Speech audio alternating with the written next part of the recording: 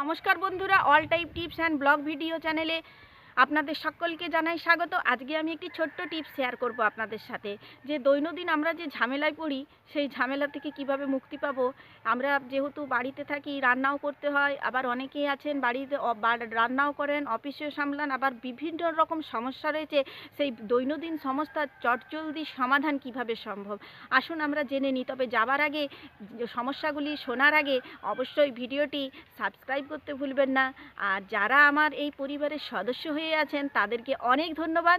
আর যারা নতুন সদস্য তারা অবশ্যই সাবস্ক্রাইব বাটনে ক্লিক করুন। দেওয়া জামা কাপড় ইস্ত্রি করার সময় জামা কাপড় উল্টিয়ে ইস্ত্রি করুন, তাহলে বোতামটাতে কম আঁচ লাগবে।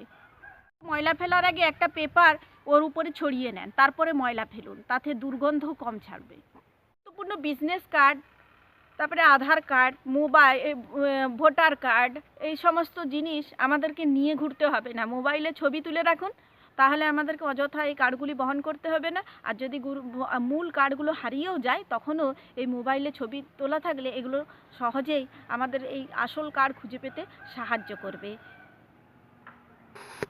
আর তাড়াতাড়ি কাজ করার জন্য, যাতে তাড়াতাড়ি রান্না হয়, তার জন্য আমরা মিক্সচার গ্রাইন্ডার ব্যবহার করে থাকি। কিন্তু মিক্সচার গ্রাইন্ডার ব্যবহার করার পরে তা আবার পরিষ্কার করার ঝামেলা আমাদেরকে পোহাতে হয়। যদি একটু টিপস জানা থাকে তাহলে এই ঝামেলাটা থাকবেন না। দেখুন, আপনি তাড়াতাড়ি গ্রাইন্ডার ব্যবহার করছেন, গ্রাইন্ডার ব্যবহার করার পরে সেখানে লিকুইড সোপ বা জল দিয়ে বেশ কয়েকবার গ্রাইন্ডারটা ঘুরিয়ে দেন, তাহলেই দেখবেন ধোয়া হয়ে গেছে, অনেক কম সময় পরিষ্কার হয়ে গেল।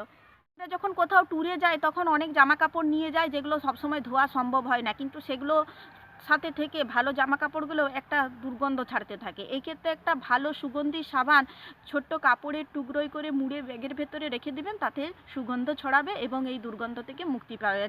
কেমন লাগলো এই সমস্যার চটজলদি সমাধানগুলো? যদি ভালো লেগে থাকে লাইক, শেয়ার, কমেন্ট করতে ভুলবেন না। ভিডিওটি লাস্ট পর্যন্ত ওয়াচ করার জন্য অনেক